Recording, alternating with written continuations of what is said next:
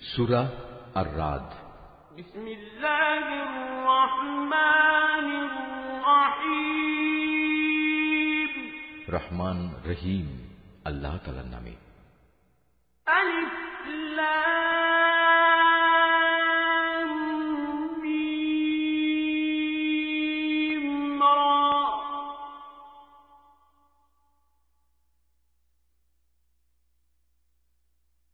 তিলকা আয়াতুল কিতাব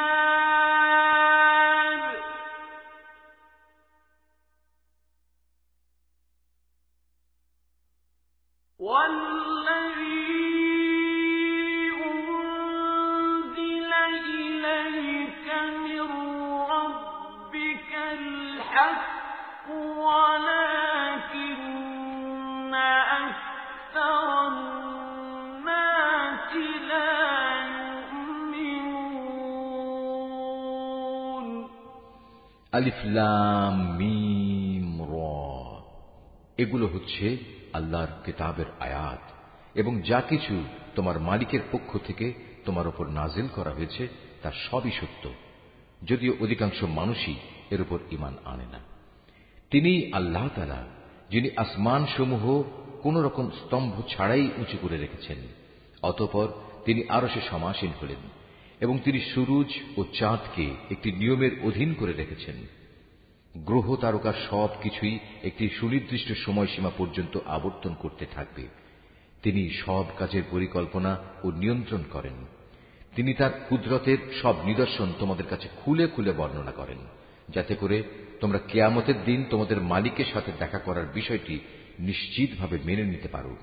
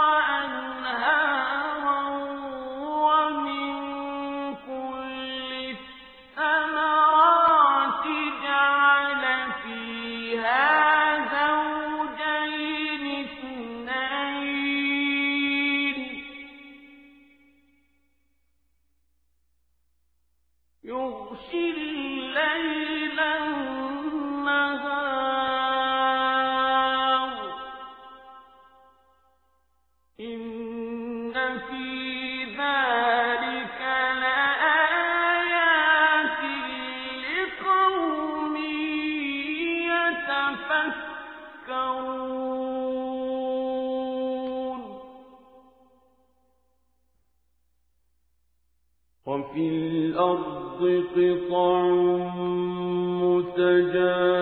متجاورات وجنات من أعناب وزرع ونخيل صنوان وغير صنوان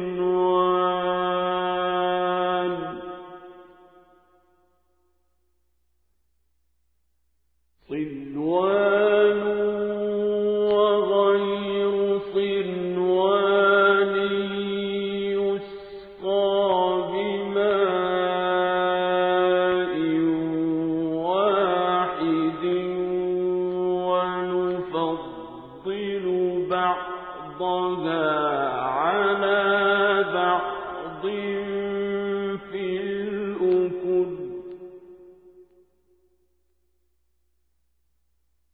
إن في ذلك لآيات لقوم يعقلون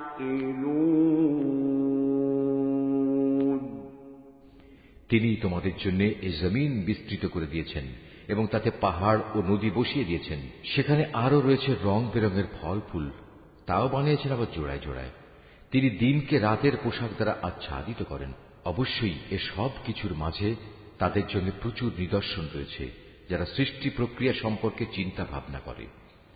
জমিনে আবার রয়েছে বিভিন্ন অংশ, কোথাও রয়েছে আঙুরের বাগান, কোথাও শস্যক্ষেত্র, কোথাও আছে খেজুর, তাও কিছু হয়তো এক শির বিশিষ্ট, একটার সাথে আরেকটা জড়ানো, আবার কোনটি আছে একাধিক শির বিশিষ্ট, অথচ এর সব কয়টিকে একই পানি দেয়া হয়।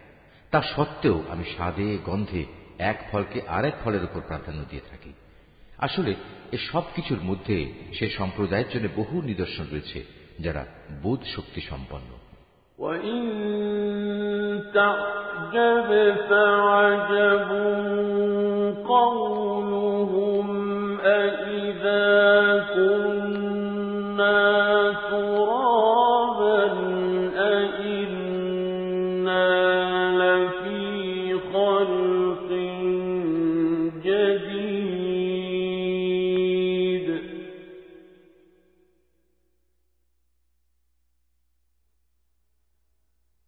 أُولَئِكَ الَّذِينَ كَفَرُوا بِرَبِّهِمْ وَأُولَئِكَ الْأَغْلَالُ فِي أَعْنَاقِهِمْ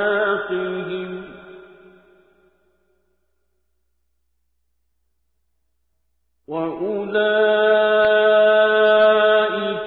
أَصْحَابُ النَّارِ هُمْ فِيهَا خَالِدُونَ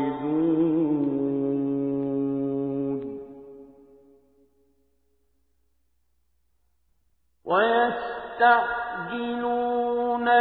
بِالسَّيِّئَةِ قَبْلَ الْحَسَنَةِ وَقَدْ خَلَتْ مِن قَبْلِهِمُ الْمَثُلَاتُ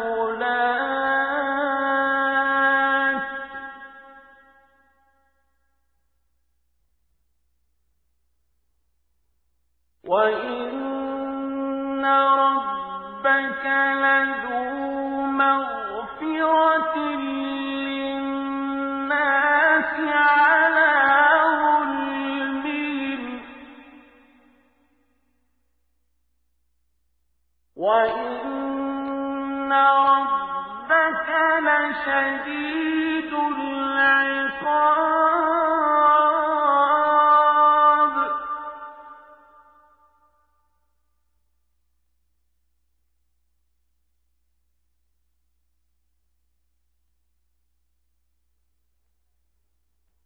وَيَقُولُ الَّذِينَ كَفَرُوا لَوْلَا أُنزِلَ عَلَيْهِ آيَةٌ مِّن رَّبِّهِ إِنَّمَا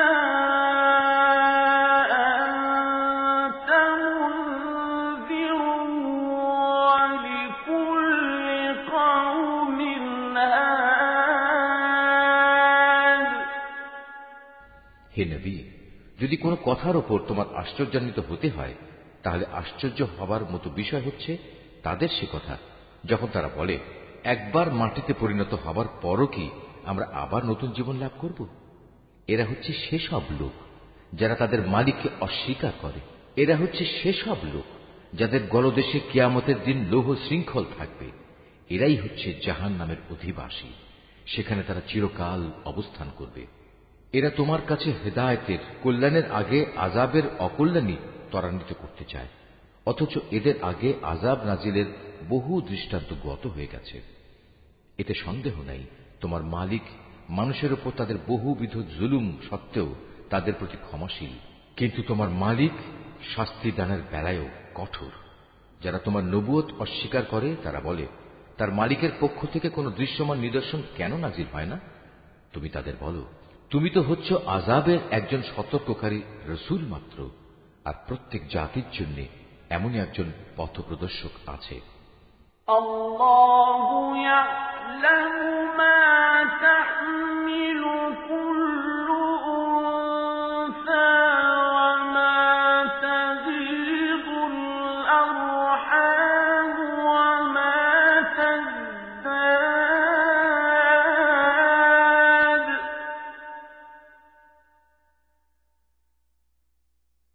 ওয়া কুল্লু শাইইন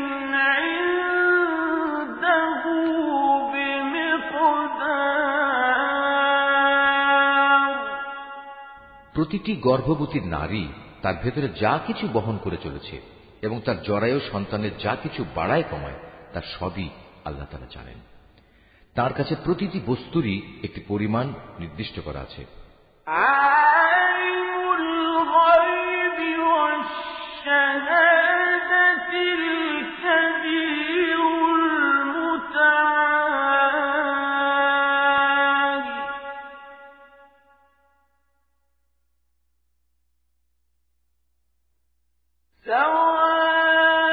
সাওয়াউন মিনকুম মান আসাররাল কওলা ওয়া মান জাহারা বিহি ওয়া মান হুয়া মুস্তাখফিন বিল-লাইলি ওয়া সারিবুন বিন-নাহার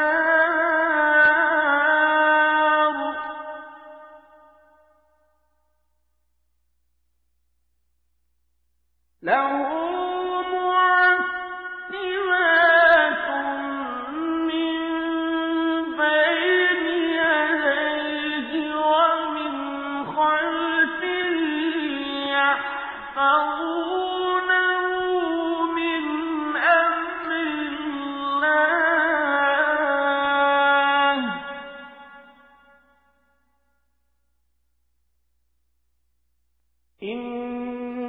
ইন্নাল্লাহা লা ইউগায়্য়িরু মা বিকওমিন হাত্তা ইউগায়্য়িরু মা বিআনফুসিহিম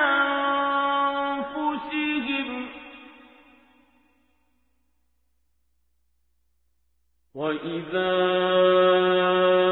أَرَادَ اللَّهُ بِقَوْمٍ سُوءًا فَلَا مَرَدَّ لَهُ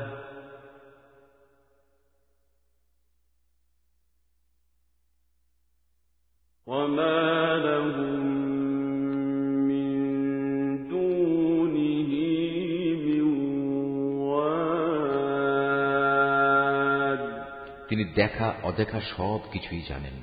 তিনি মহান, তিনি সর্বোচ্চ মর্যাদাবান।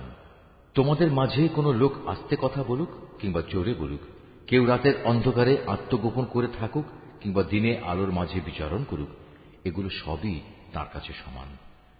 মানুষ যে অবস্থায় থাক না কেন, তার জন্য আগে পেছনে একের পর এক আসা ফেরেশতার দল নিয়োজিত থাকে। তারা আল্লাহর আদেশে তাকে হেফাজত করে। আল্লাহ তাআলা কখনো কোনো জাতির অবস্থার পরিবর্তন করেন না যতক্ষণ না তারা নিজেরা নিজেদের অবস্থা পরিবর্তন করে। আল্লাহ তাআলা যখন কোনো জাতির জন্য কোনো বিপদ পাঠাতে চান, তখন তার রদ করার কেউ থাকে না, না তিনি ব্যতীত ওদের কোনো অভিভাবক থাকতে পারে। هُوَ الَّذِي يُرِيكُمُ الْبَرْقَ خَوْفًا وَطَمَعًا وَيُنشِئُ السَّحَابَ الثِّقَالَ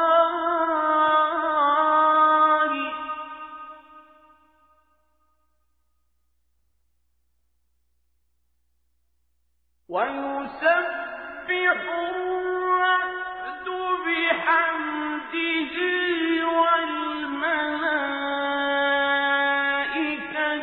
مِنْ خِيفَتِهِ وَيُرْسِلُ الصَّوَاعِقَ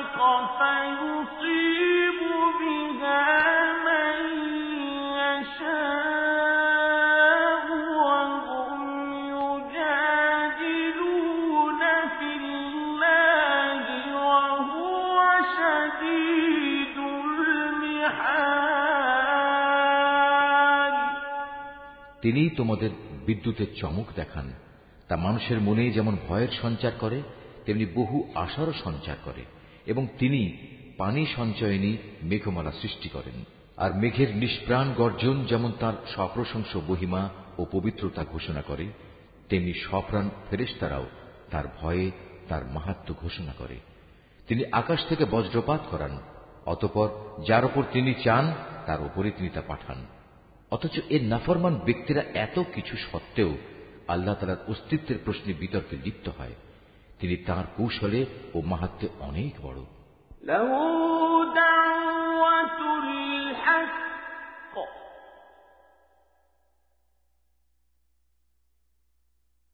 ওয়াল্লাযীনা ইয়াদউনা মিন দুনিহি লা ইয়াস্তাজীবুনা লাহুম বিশাইইন ইল্লা কাবাসিতি কাফাইহি ইলাল মা'i লিয়াবলুগা ফাহু ওয়ামা হুয়া বিবালিগিহি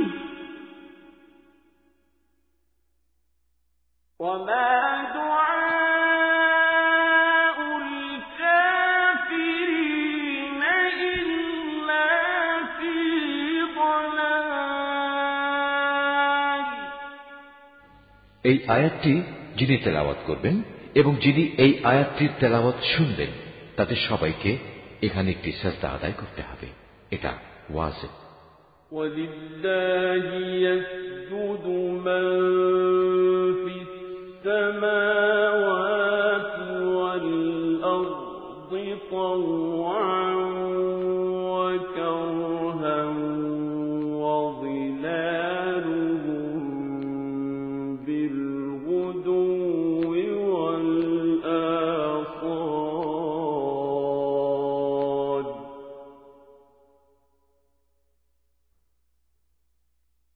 قُلْ مَن رَّبُّ السَّمَاوَاتِ وَالْأَرْضِ قُلِ اللَّهُ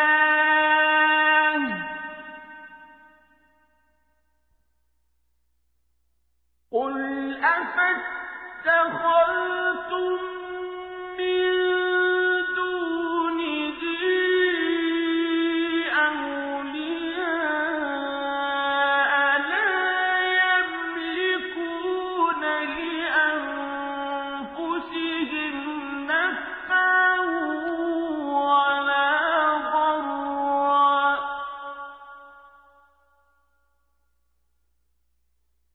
قُلْ هَلْ يَسْتَوِي الْأَعْمَىٰ وَالْبَصِيرُ أَمْ هَلْ تَسْتَوِي الظُّلُمَاتُ وَالنُّورُ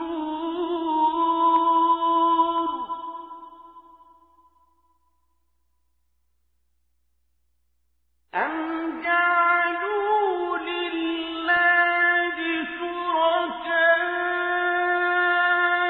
خَلَقُوا كَخَلْقِهِ فَتَشَابَهَ الْخَلْقُ عَلَيْهِمْ قُلِ اللَّهُ خَالِقُ كُلِّ شَيْءٍ وَهُوَ الْوَاحِدُ الْقَهَّارُ। তাই তাকে ডাকাই হচ্ছে সঠিক পন্থা। যারা তাকে বাদ দিয়ে অন্যদের ডাকে তারা জানে তাদের ডাকে এরা কখনোই সাড়া দেবে না। এদের উদাহরণ হচ্ছে যেমন একজন মানুষ যে পিপাসায় কাতর হয়ে নিজের উভয় হাত পানির দিকে প্রসারিত করে এই আশায় যে পানি নিজে নিজেই তার মুখে এসে পৌঁছবে, অথচ তা কোনো অবস্থায় তার কাছে পৌঁছবার নয়। কাফেরদের দোয়া এমনিভাবে নিষ্ফল ঘুরতে থাকে। আসমান সমূহ ও জমিনে যা কিছু আছে তারা সবাই ইচ্ছায় হোক অনিচ্ছায় হোক আল্লাহ তাআলাকে সাজদা করে চলেছে। এমনকি সকাল সন্ধ্যায় তাদের ছায়াগুলো তাদের মালিককে সাজদা করছে। হে নবী, এদের তুমি জিজ্ঞেস করো আসমান সমূহ ও জমিনের মালিক কে? তুমি তাদের বলো একমাত্র আল্লাহ। আরো বলো তোমরা কেন আল্লাহকে বাদ দিয়ে অপরকে নিজেদের অভিভাবক রূপে গ্রহণ করছো, যারা নিজেদের কোনো লাভ লোকসান করতেও সক্ষম নয়? তুমি এদের জিজ্ঞেস করো, কখনো অন্ধ ও চক্ষুষ্মান ব্যক্তি কি সমান হয়? কিংবা অন্ধকার ও আলো কি কখনো এক হয়? অথবা এরা আল্লাহর সাথে এমন কিছুকে শরীক করে নিয়েছে যে তারা আল্লাহ সৃষ্টির মতো কিছু বানিয়ে দিয়েছে, যার কারণে সৃষ্টির ব্যাপারটি তাদের কাছে সন্দেহের বিষয়ে পরিণত হয়ে গেছে।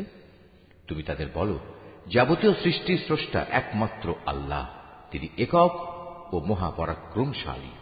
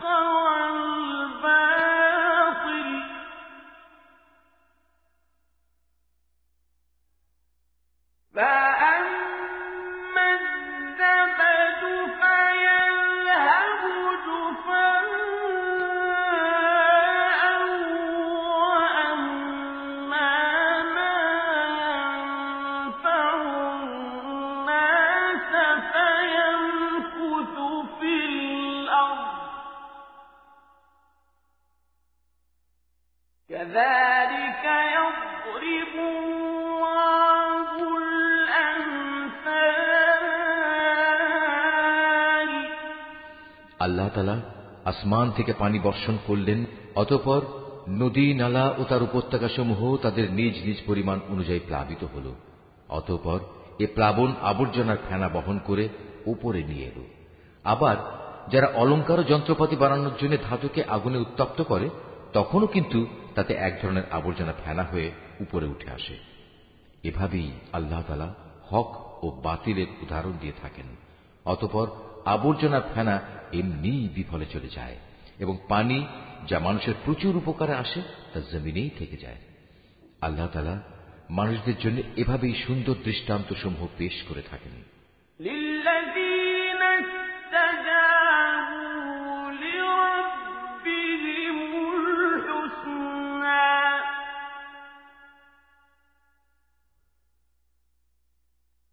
والذين لم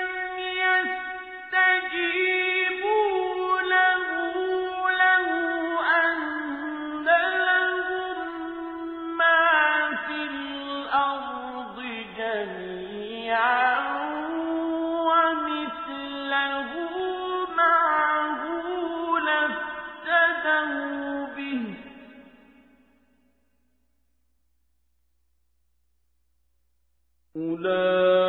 أولئك لهم سوء الحساب ومأواهم جهنم وبئس المهاد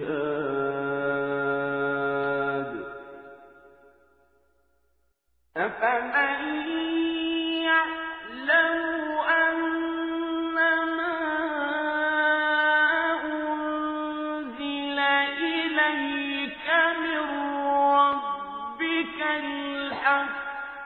كمن هو أعمى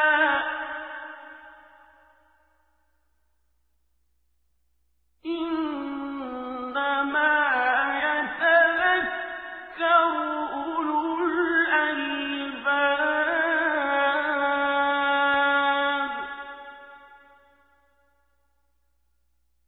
الذين يوفون بعهد الله ولا ينقضون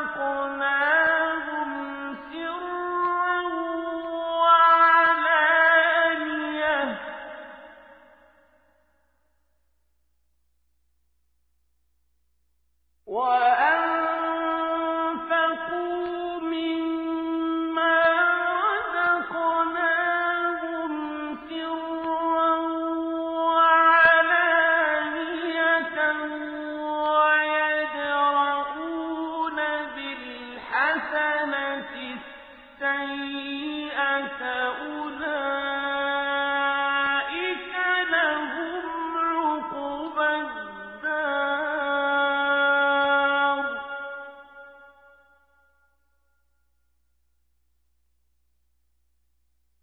جَنَّاتُ عَدْنٍ يَدْخُلُونَهَا وَمَن صَلَحَ مِنْ آبَائِهِمْ وَأَزْوَاجِهِمْ وَذُرِّيَّاتِهِمْ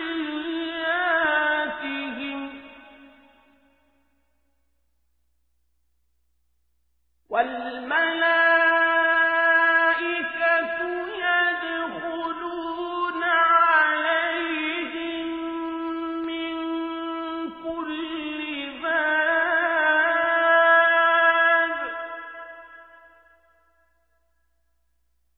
سَلَامٌ عَلَيْكُم بِمَا صَبَرْتُمْ فَنِعْمَ عُقْبَى الدَّارِ যারা তাদের মালিকের এ আহ্বানে সাড়া দেয় তাদের জন্য মহাকল্যাণ রয়েছে, আর যারা তাঁর ডাকে সাড়া দেয় না, কিয়ামতের দিন তাদের অবস্থা হবে তাদের পৃথিবীতে যা কিছু সম্পদ আছে তা সমস্ত যদি তাদের নিজেদের অধিকারে থাকত, তার সাথে যদি থাকত আরো সমপরিমাণ ধন সম্পদ, তা হলেও আযাব থেকে বাঁচার জন্য তারা তার নির্দ্বিধায় মুক্তিপণ হিসেবে আদায় করে দিত। এরাই হবে সেসব হতভাগ্য মানুষ যাদের হিসাব হবে খুব কঠিন। জাহান্নামই হবে ওদের নিবাস। কত নিকৃষ্ট সে নিবাস! যে ব্যক্তি জানে যে তোমার মালিকের পক্ষ থেকে যা কিছু তোমার উপর নাজিল করা হয়েছে তা একান্তই সত্য, সে কি করে এমন ব্যক্তির মতো হবে যে এসব কিছু দেখেও অন্ধ হয়ে থাকে? একমাত্র বোধ শক্তি সম্পন্ন ব্যক্তিরাই শুধু উপদেশ গ্রহণ করতে পারে।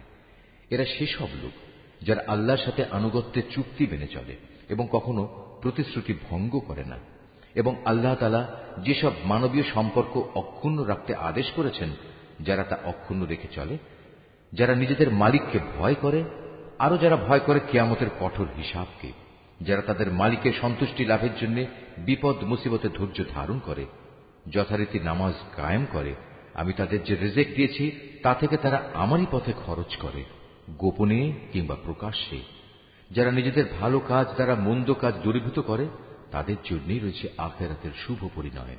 সেটা হচ্ছে এক চিরস্থায়ী জান্নাত। সেখানে তারা নিজেরা যেমনি প্রবেশ করবে, তেমনি তাদের পিতামাতা, তাদের স্বামী স্ত্রী ও সন্তান সন্ততিদের মধ্যে যারা নেক কাজ করেছে তারাও প্রবেশ করবে জান্নাতের প্রতিটি দরজা দিয়ে। তাদের অভ্যর্থনা জানানোর জন্য ফেরেশতারাও তাদের কাছে আসবে। তারা বলবে, আজ তোমাদের উপর শান্তি বর্ষিত হোক। দুনিয়ার জীবনে তোমরা যে পরিমাণ ধৈর্য ধারণ করেছ, এটা হচ্ছে তার বিনিময়।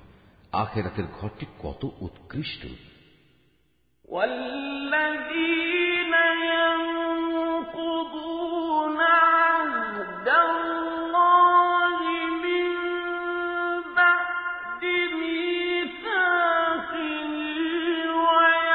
ويقطعون ما أمر الله به أن يوصل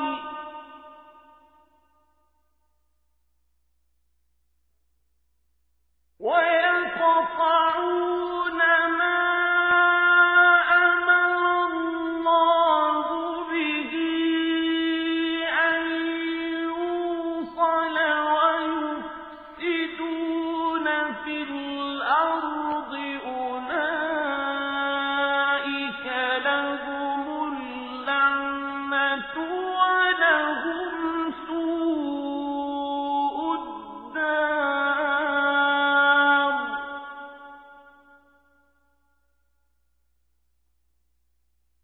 الله يبسط الرزق لمن يشاء ويقدر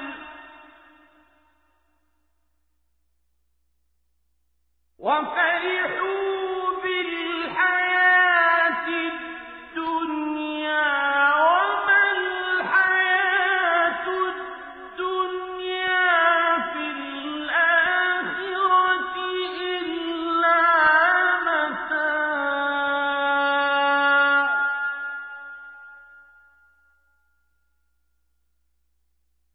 ويقول الذين كفروا لولا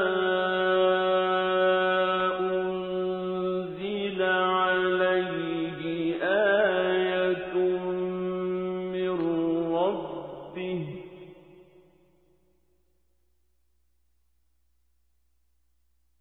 قل إن الله يضل من يشاء ويهدي إليه من أناب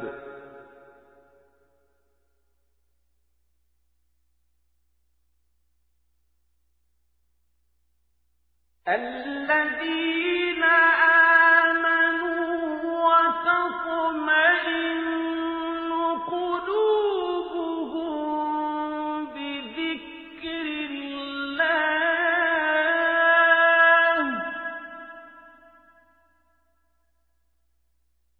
ألا بذكر الله تطمئن القلوب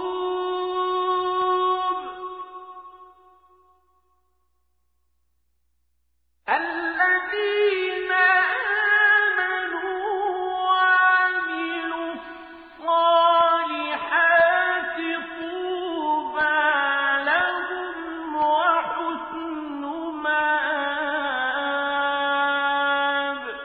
অপরদিকে যারা আল্লাহর সাথে ইবাদতের প্রতিশ্রুতিতে আবদ্ধ হওয়ার পর তা ভঙ্গ করে, যেসব সম্পর্ক আল্লাহ তাআলা অক্ষুণ্ণ রাখতে বলেছেন তা ছিন্ন করে, সর্বোপরি আল্লাহর জমিনে বিপর্যয় সৃষ্টি করে বেড়ায়, তাদের জন্য রয়েছে আল্লাহ তাআলার অভিশাপ এবং তাদের জন্যই রয়েছে আখিরাতের নিকৃষ্ট আবাস। আল্লাহ তাআলা যার জীবনোপকরণে প্রশস্ততা দিতে চান তাই করেন, আবার যাকে তিনি চান তার রিজিক সংকীর্ণ করে দেন। আর এরা এ বৈষয়িক জীবনের ধন সম্পদের ব্যাপারেই বেশি উল্লসিত হয়, অথচ আখিরাতের তুলনায় এ পার্থিব জীবন ক্ষণস্থায়ী উপভোগ ছাড়া আর কিছু নয়। হে নবী, যারা তোমার নবুয়ত অস্বীকার করে তারা বলে, তার মালিকের কাছ থেকে তার উপর কোনো অলৌকিক নিদর্শন পাঠানো হলো না কেন? তুমি এদের বলো, আল্লাহ তাআলা যাকে ইচ্ছা তাকে বিভ্রান্ত করেন এবং তার কাছে পৌঁছার পথ তিনি তাকেই দেখান যে নিষ্ঠার সাথে তার অভিমুখী হয়। যারা আল্লাহর উপর ঈমান আনে এবং আল্লাহর জিকিরে তাদের অন্তঃকরণ প্রশান্ত হয়, জেনে রেখো আল্লাহর জিকিরই অন্তরসমূহকে প্রশান্ত করে।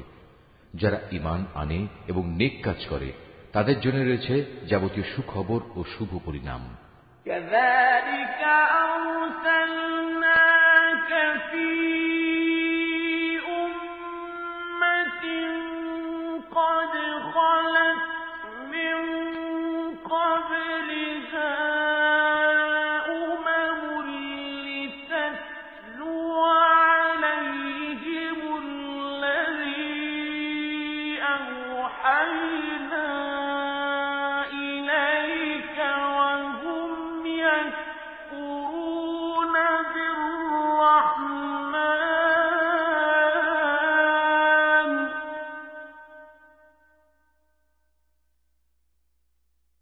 قل هو ربي لا إله إلا هو عليه توكلت وإليه متاب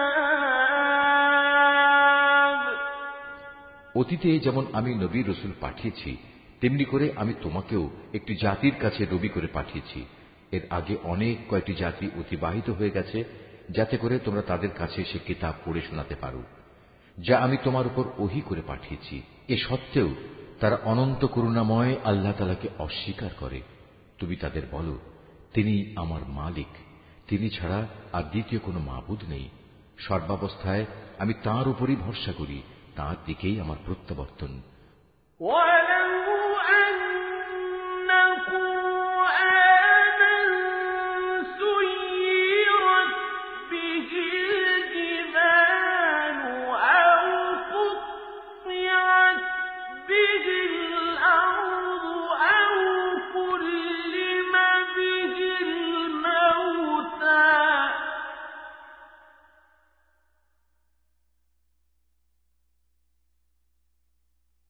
بل لله الأمر جميعا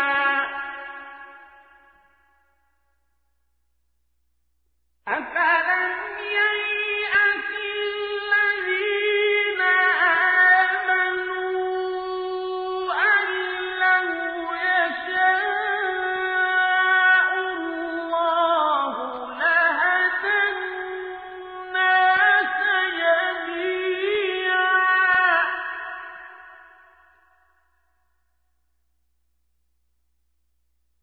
ولا يزال الذين كفروا تصيبهم بما صنعوا قارعة أو تحل قريبا من دارهم حتى يأتي وعد الله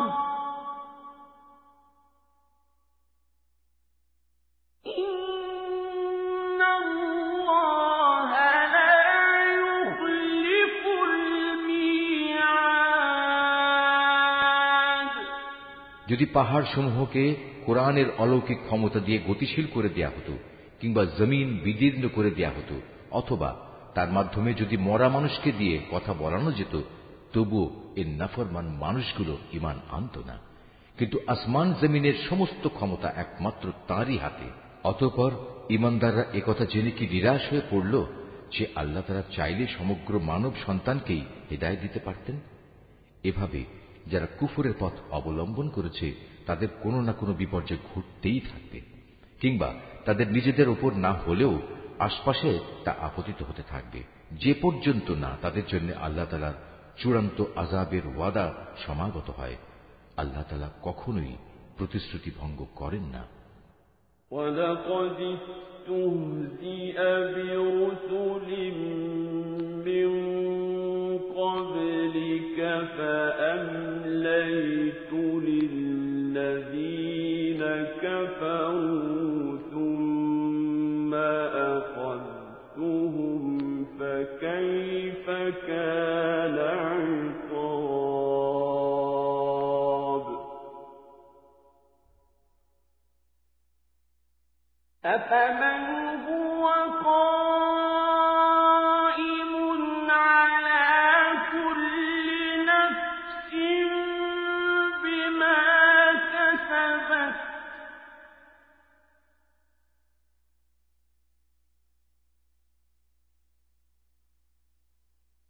وجعلوا لله شركاء قل سموهم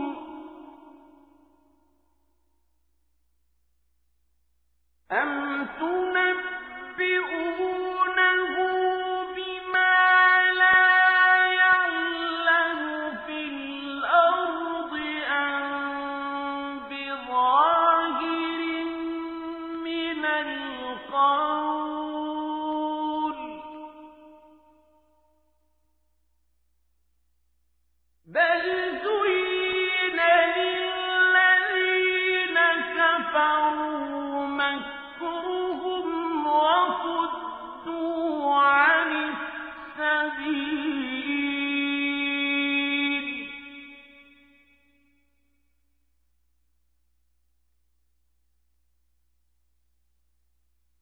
ومن يضلل الله فما له من هاد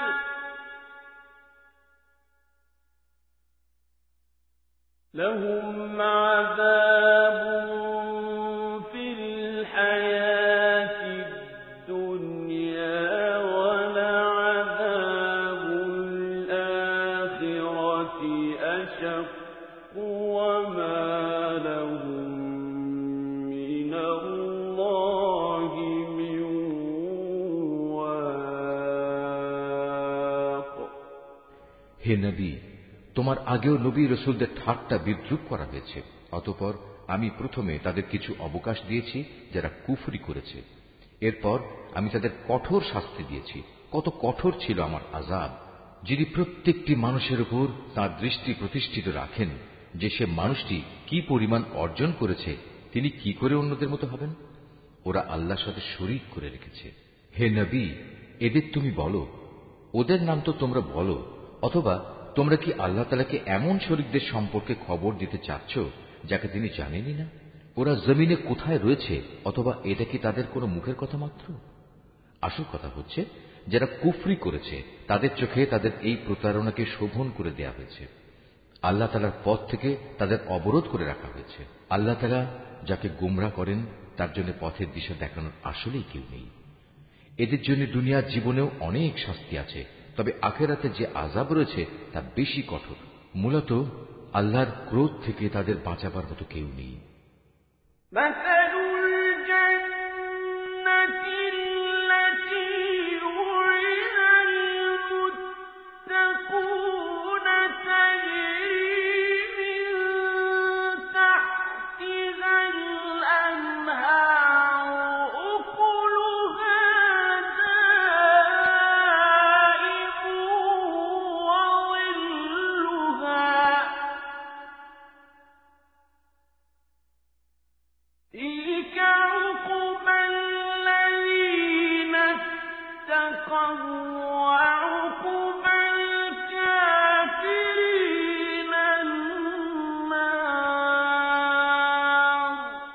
পরেশগার লোকদের সাথে যে জান্নাতের ওয়াদা করা হয়েছে তার উদাহরণ হচ্ছে যেমন একটি বাগান, তার নিচ দিয়ে ঝর্ণাধারা প্রবাহিত হচ্ছে, তার ফল ফলারি হচ্ছে চিরস্থায়ী এবং সে বাগানের গাছসমূহের ছায়া রয়েছে।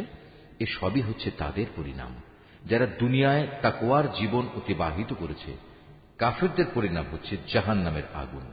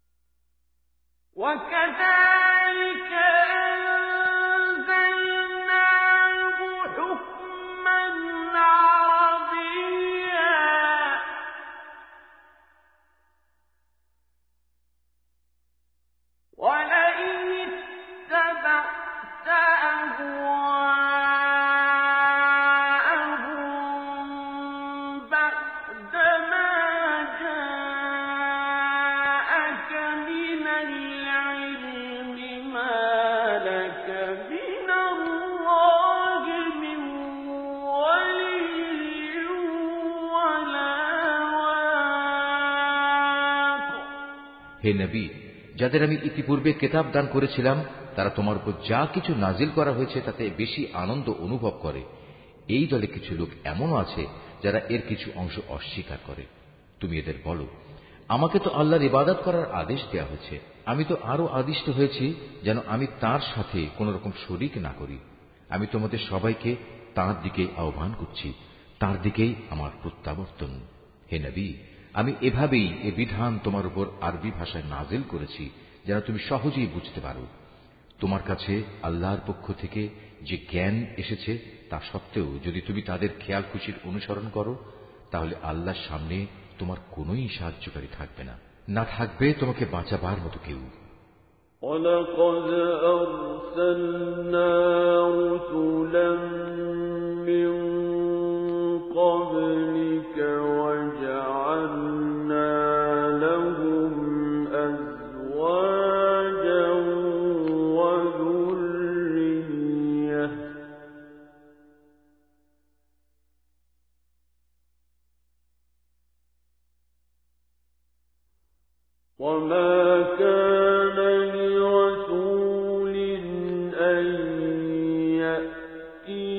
بآية إلا بإذن الله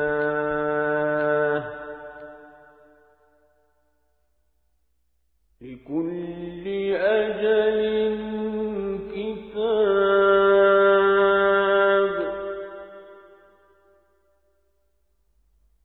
يمحو الله ما يشاء ويثبت وعنده أم الكتاب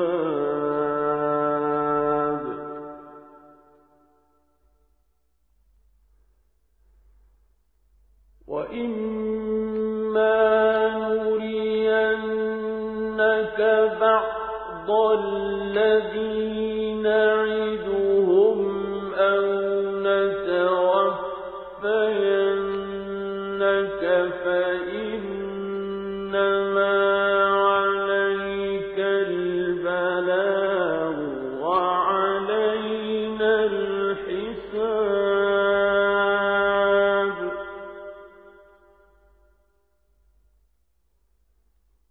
أولم يروا أنا نأتي الأرض ننقصها من أطرافها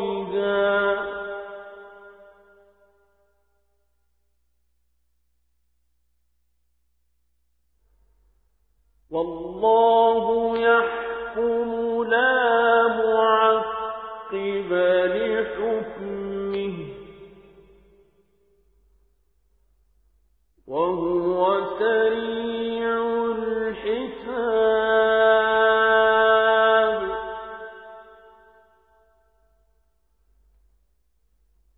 وقد مكر الذين من قبلهم فلله المكر جميعا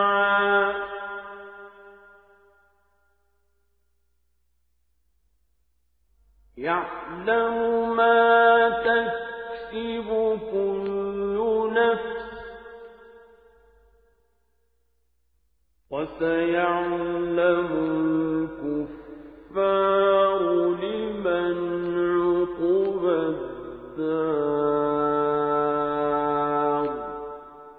হে নবী, তোমার আগেও আমি অনেক রসূল পাঠিয়েছি এবং তাদের জন্য আমি স্ত্রী এবং সন্তান সন্ততিও বানিয়েছিলাম। কোন রসূলের কাজ এটা নয় যে আল্লাহর অনুমতি ছাড়া একটি আয়াত সে পেশ করবে। মূলত প্রতিটি যুগের জন্যই ছিল এক একটি কিতাব, আর সেসব কিছুর মাঝ থেকে আল্লাহ তাআলা যা কিছু চান তা বাতিল করে দেন এবং যা কিছু ইচ্ছা করেন তা পরবর্তী যুগের জন্য বহাল রেখে দেন। মূল গ্রন্থ তো তাঁর কাছেই মজুদ থাকে। হে নবী, যে আযাবের ওয়াদা আমি এদের সাথে করি তার কিছু অংশ যদি তোমার জীবদ্দশায় আমি তোমাকে দেখিয়ে দিই কিংবা তার আগেই যদি আমি তোমাকে মৃত্যু দিই, তাহলে তোমার উদ্বিগ্ন হওয়ার কিছু নেই। কেননা তোমার কাজ তো হচ্ছে আমার কথাগুলো পৌঁছে দেয়া, আর আমার কাজ হচ্ছে অমান্যকারীদের কাছ থেকে তার যথাযথ হিসাব বুঝে নেয়া। এরা কি দেখতে পায় না যে আমি তাদের জমিন চার দিক থেকে আস্তে আস্তে সংকুচিত করে আনছি? আল্লাহ তাআলা যা চান সে আদেশ জারি করেন, তার সে আদেশ উল্টে দেওয়ার কেউই নেই। তিনি হিসাব গ্রহণে খুবই তৎপর। যারা এদের আগে অতিবাহিত হয়ে গেছে তারা বড় বড় ধোঁকা প্রতারণার আশ্রয় নিয়েছিল, কিন্তু যাবতীয় কলা কৌশল তো আল্লাহ তাআলার জন্যই, কেননা তিনিই জানেন প্রতিটি ব্যক্তি কখন কি অর্জন করে। অচিরেই কাফেরা জানতে পারবে আখিরাতে সুখ নিবাস কাদের জন্য তৈরি করে রাখা হয়েছে। وَيَقُولُ الَّذِينَ كَفَرُوا لَسْتَ مُرْسَلًا